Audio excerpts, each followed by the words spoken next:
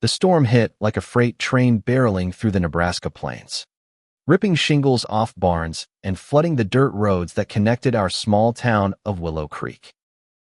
I remember the lightning cracking the sky open, illuminating Alex's face as he laughed, drenched and defiant, yelling that we'd make it to the old Johnson farm before the hail pelted us senseless. But what haunts me most is how that night, in the hayloft where we sought shelter, his innocent confession shattered everything I thought I knew about Yuz and ignited a fire that would burn through our lives forever. We'd been inseparable since kindergarten, Alex Thompson and me, Jake Ramirez. Growing up in Willow Creek, a speck on the map where cornfields stretched endless and Friday nights meant high school football under floodlights. We were the kind of friends who shared everything, secrets whispered during fishing trips on the Platte River, dreams of escaping to the city lights of Omaha or beyond. Alex was the golden boy tall, broad-shouldered from years of baling hay on his family's farm, with that easy smile that made girls swoon and guys want to be him. Me.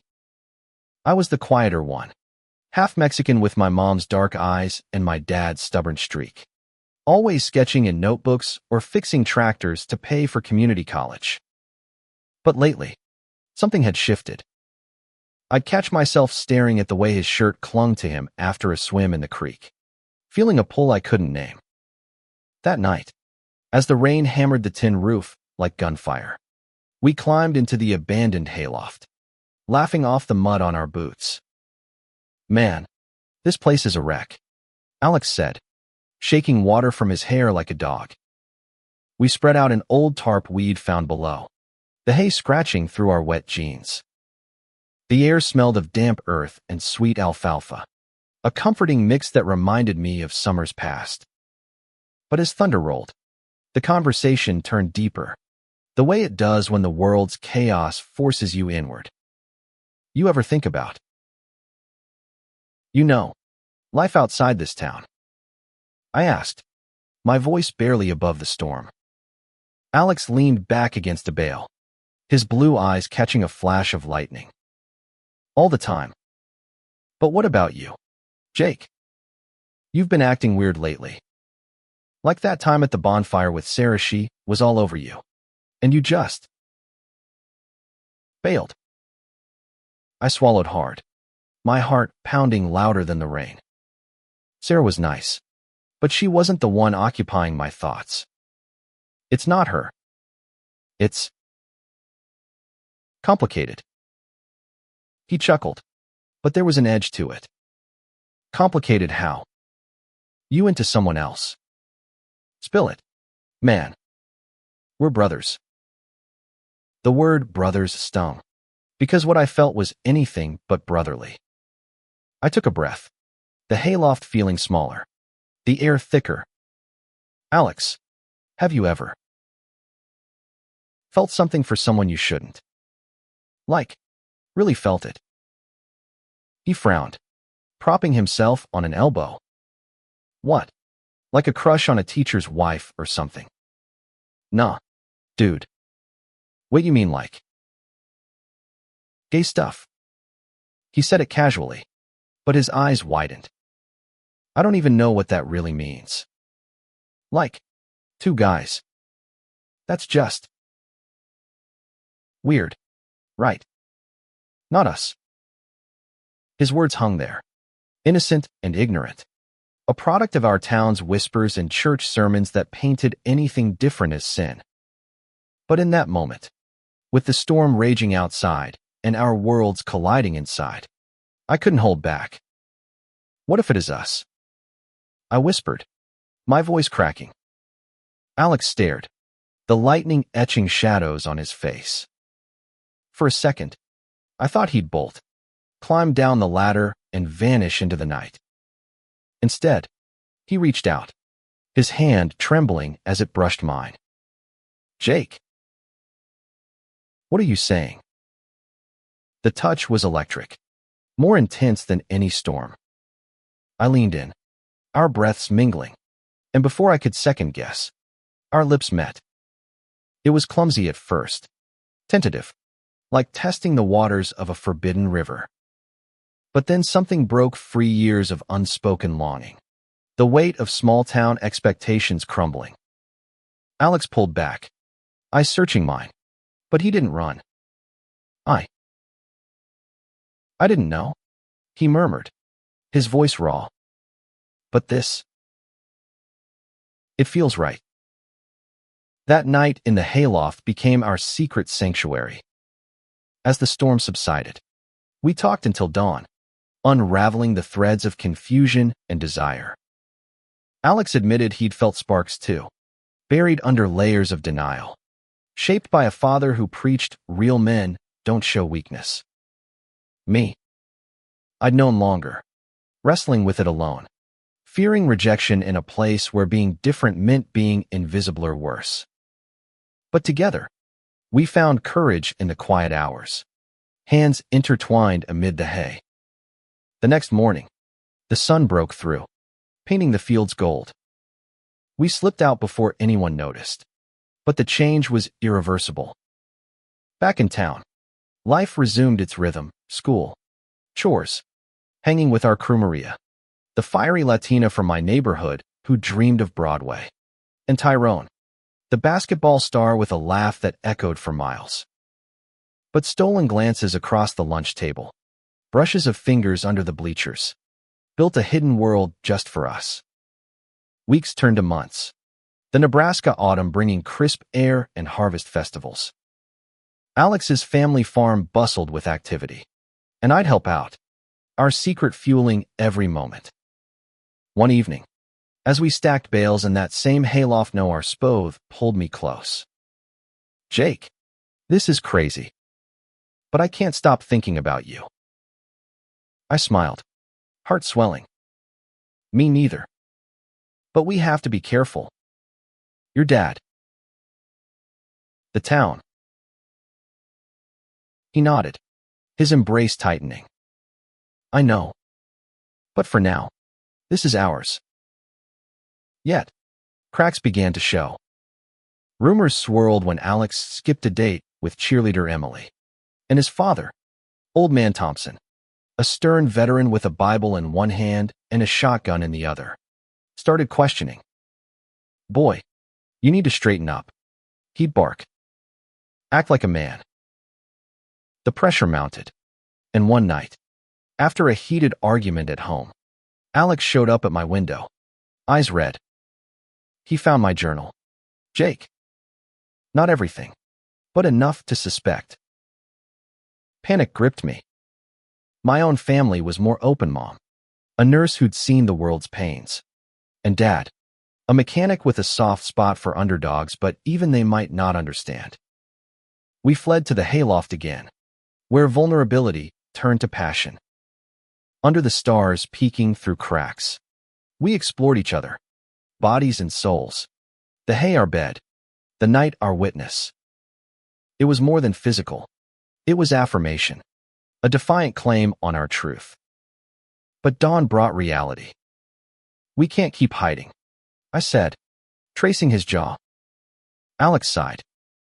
"I don't want to. But what if they hate us?" That question lingered, seeding doubt. As winter approached, snow blanketing the plains, our relationship deepened amid secrecy.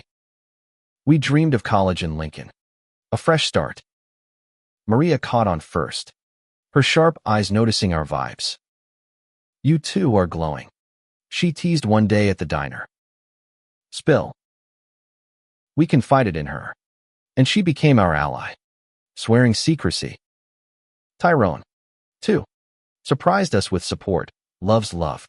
"Man, just be safe." Emboldened, we pushed boundaries. A stolen kiss behind the grain silo, hands linked on late-night drives. But tension brewed. Alex's dad grew suspicious, grilling him about hanging with that Ramirez kid too much. One explosive evening, it boiled over. Alex came to me bruised, not physically, but emotionally. He called me weak. "Jake," said, "if I'm that way, I'm no son of his." Tears stung my eyes as I held him. You're not weak. You're brave. That night, we made a pact, face it together. But fate intervened. During a brutal blizzard, the town lost power, and Alex's family needed help. I volunteered, but in the chaos, his dad overheard a whispered, "I love you," as we shoveled snow. The confrontation was brutal. "What the hell is this?" "Mister," Thompson roared, face purple. Alex stood tall. "Dad, I love Jake. And if you can't accept that," the slap echoed like thunder. I stepped between them. "Sir, please. We're not hurting anyone." He stormed off, leaving silence heavier than the snow. Alex crumpled, but in that pain, resolve hardened. "We have to leave," he said. "Start over." The idea terrified and thrilled me. As spring thawed the ground, we planned, save money from odd jobs, apply to universities far away. But whispers spread. Small towns have long ears. Kids at school sneered, calling us names that cut deep. Maria defended us fiercely, but it wore on Alex. "Is this worth it?" he asked one tearful night in the hayloft. I cupped his face. "You are."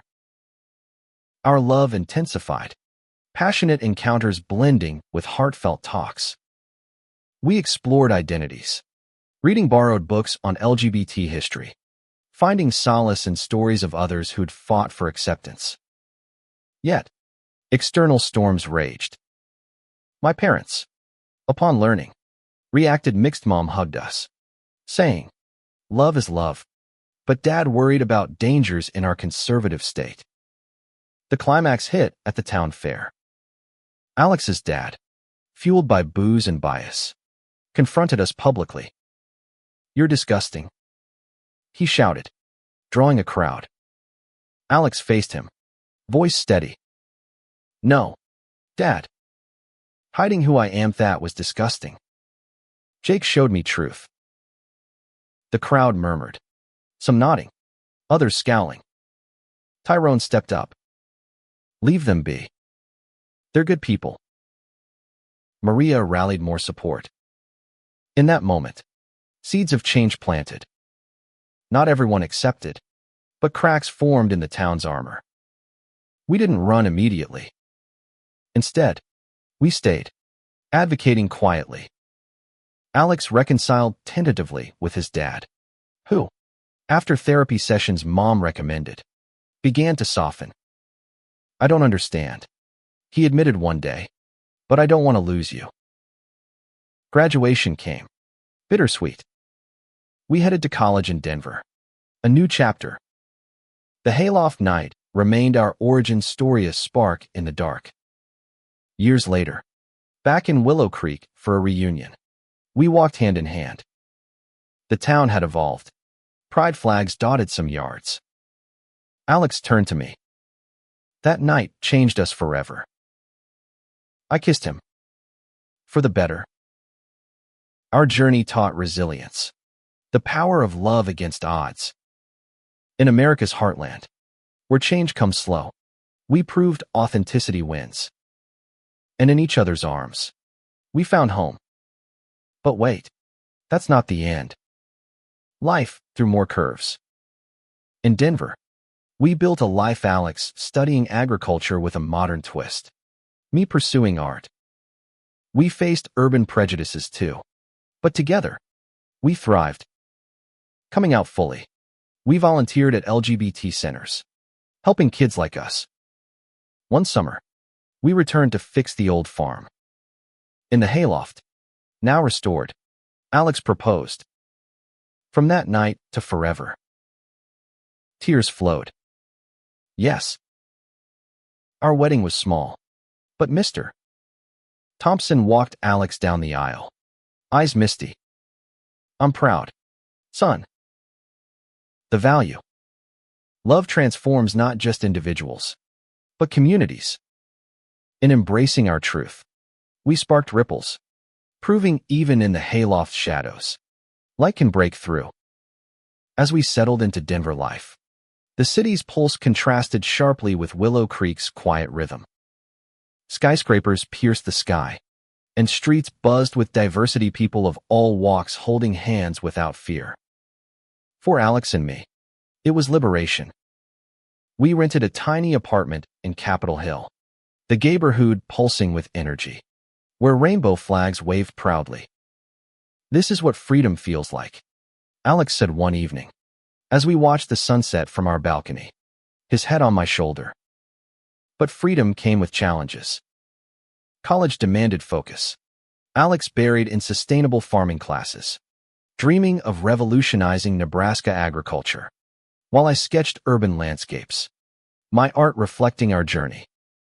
Nights, we'd cook simple meals, tacos from my mom's recipe, burgers from his dad's grill, secrets laughing over mishaps, our love a steady anchor. Yet, echoes of the past lingered. Alex's nightmares of his father's rejection woke him sweating. "What if I lose everything again?" He'd whisper. I'd hold him. "You have me. Always." We joined a support group, sharing stories with others, a trans woman from Texas, a bi couple from the Midwest. Their tales mirrored ours: discovery, denial, defiance. It humanized our struggles, showing we weren't alone. Romance bloomed anew. Weekend hikes in the Rockies, where we'd find secluded spots, bodies entwining amid pine scents, reaffirming our bond. "You're my adventure," Alex murmured during one passionate embrace, the mountain air cool on our skin. But drama resurfaced. A call from Willow Creek. "Mr. Thompson had a heart attack." We rushed back, the drive tense. At the hospital, his eyes softened seeing us. "Boys, I'm sorry. For everything." Alex gripped his hand. "Dad, we forgive. Just get better." Recovery was slow, but transformative. Mr. Thompson, facing mortality, opened up. "I was scared. Of change. Of losing you." Conversations deepened, bridging gaps. Back in Denver, we faced our own storm. My art show featured pieces inspired by our story, abstract haylofts symbolizing awakening. A critic praised it, but online trolls attacked, disgusting propaganda. Threats followed, shaking us. "We can't let them win," Alex said, fierce. We reported it, rallied friends. Maria, now in New York pursuing theater, flew in. "You two are icons. Fight back." Tyrone, coaching in Omaha, sent support. "Proud of you, bros." Emboldened, we spoke at a rally, sharing our tale. "Love isn't a threat," I declared. "It's human." Applause thundered, but so did opposition. A protester heckled, echoing old prejudices. Alex stood tall. "I once didn't know what gay was. Now, I know it's love like anyone's." The moment went viral, sparking dialogues. Back home, Willow Creek shifted more. The local paper ran a feature on us, humanizing LGBT lives. Our relationship evolved, intimacy deepening with trust. Lazy Sundays in bed, exploring desires, conversations flowing from whispers to laughter. "You're my forever," Alex said, tracing my tattoos. But tension peaked when Alex's ex, Emily, resurfaced. Now in Denver for work, she cornered him at a bar. "I always knew," she said bitterly. "But you chose him." Alex rebuffed her. "Yes. Because it's real." She spread rumors online, twisting our story. Hurt, but we countered with truth, posting our journey. Support poured in, drowning negativity. Through it, our love fortified. We adopted a dog, Rocky, symbolizing stability. Hikes became family affairs, Rocky's barks echoing joy. As graduation neared, opportunities arose. Alex got an internship in organic farming. I sold art to galleries. But a call changed everything.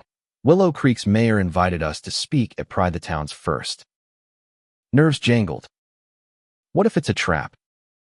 I worried. Alex squeezed my hand. Or a turning point. We went. The square decorated modestly. Faces from our past mixed curiosity and warmth. Mr. Thompson introduced us. My son and his partner taught me love knows no bounds. We shared, tears flowing. That Hayloft night wasn't just awakening, it was rebirth. Cheers erupted, even from skeptics. A kid approached afterward. You give me hope. That sealed it. Our story's impact rippled. Back in Denver, we planned futures. Marry me? Alex asked again, ring in hand. Already said yes. I laughed. The wedding was magical mountains backdrop. Friends toasting. Vows exchanged, from ignorance to eternity. Honeymoon in California. Beaches and vines. Passion reignited. But life tested us. Alex's job took him traveling. Distance strained. Arguments flared. You don't understand the pressure. I do. But we're in this together. Counseling helped, reminding us of roots. Years passed. We returned to Nebraska, buying a farm. Sustainable. Inclusive, hosting LGBT youth retreats.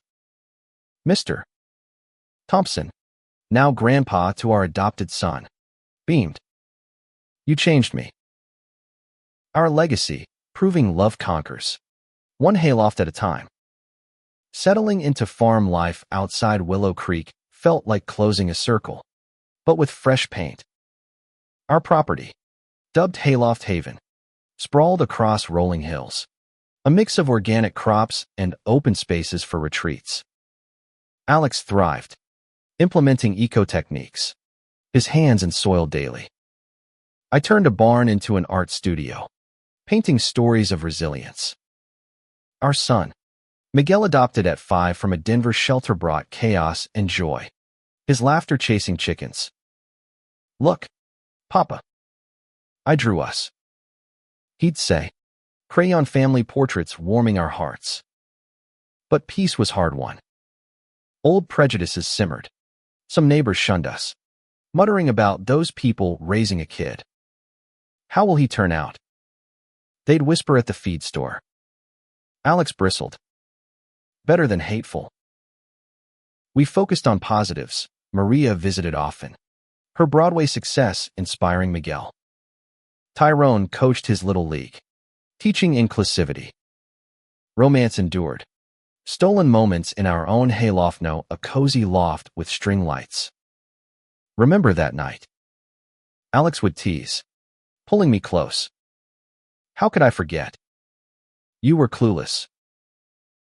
He'd laugh, kisses deepening into passion, bodies remembering the spark. Yet, drama loomed. A conservative group petitioned against our retreats, calling them indoctrination. Protests picketed our gate, signs blaring hate. This is our home, I said, voice shaking. Alex stood firm. We'll fight legally. We hired a lawyer, rallied allies. The town council debated. Mr. Thompson testified, these boys are family. Let them be. Support swelled, farmers who'd benefited from Alex's tips, artists from my shows. The petition failed, but not without scars. Miguel asked, why do they hate us? We explained gently, some fear difference. But love wins. It humanized our mission. Retreats growing. Teens shared stories, bullying, rejection. We listened, offered hope. One boy, echoing Alex, said, I didn't know what gay was until I saw you too. Tears flowed. We hugged him. You're not alone. Personal storms hit too. My health scary a lump. Benign but terrifying tested us. Alex nursed me. Vulnerability raw. Can't lose you, he whispered. Won't happen, I promised. Intimacy surged post-recovery. Grateful explorations under starlit skies. As Miguel grew, school challenges arose. Bullies taunted, 2 dads. Weird. He came home crying. We consoled, then advocated meeting teachers, pushing anti-bullying programs. Change came slow, but steadily. Willow Creek's first Pride Parade. Small but mighty, with us leading. Years blurred. Miguel teenaged, questioning his identity. Am I like you?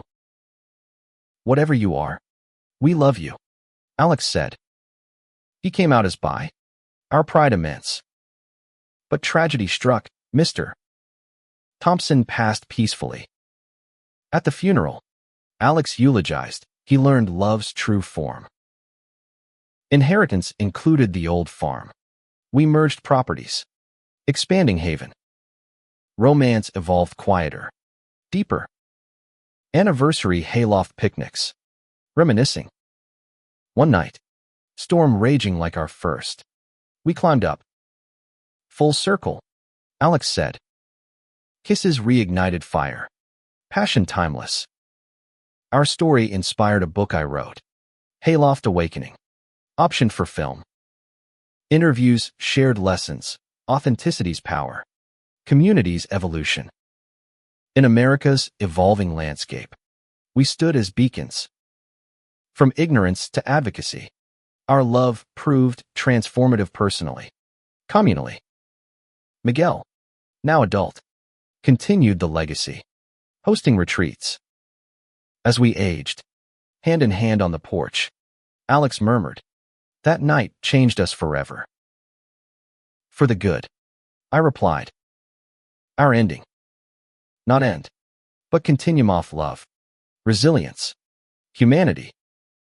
Reflecting on decades, our life wove a tapestry rich with threads of joy, sorrow, triumph. Hayloft Haven became a national model, drawing visitors from coasts. Alex, graying but strong, led workshops on sustainable living and acceptance. I, with arthritic hands, mentored young artists. My paintings in museums depicting LGBT journeys. Miguel married his partner, Lena, a fierce activist. Their kids called us abuelos. Family gatherings buzzed barbecues. Stories retold. But challenges persisted. National politics swung. Rights threatened. We lobbied in D.C. Voices amplified by age. Remember when we hid? Alex asked during one trip. Now we shout, I said. Intimacy softened cuddles by fire. Gentle touches conveying volumes. A health crisis for Alexkins Hukas. Treatments grueling. But we fought. You're my strength, he said post-chemo. Remission brought renewal. We traveled, revisiting Denver spots, reigniting sparks. Back home, we hosted a massive retreat anniversary. Alumni returned, sharing impacts, marriages, families, lives saved. One shared, your story gave me courage. Tears mingled with laughter. As twilight years approached, we penned memoirs together, emphasizing human values, empathy, perseverance. Our final chapter. Peaceful. In the Hayloft one last time. Under stars. Alex whispered. No regrets. Only love. I replied. He passed first. Peacefully. Grief profound. But legacy enduring. I continued. Until joining him. Our story endures in books. Films. Hearts. From that fateful night, a ripple became a wave. Proving love's profound meaning, it changes everything. Forever.